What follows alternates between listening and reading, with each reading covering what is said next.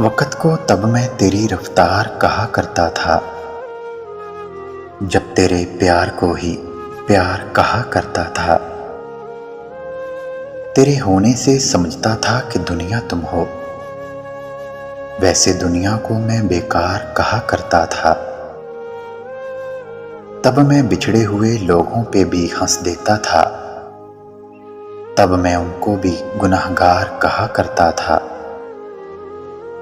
तुमसे बिछड़ा हूं तो रोया हूं, वरना कल तक रोने वालों को भी फनकार कहा करता था।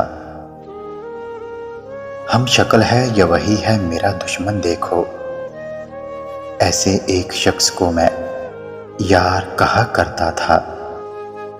ऐसे एक शख्स को मैं यार कहा करता था।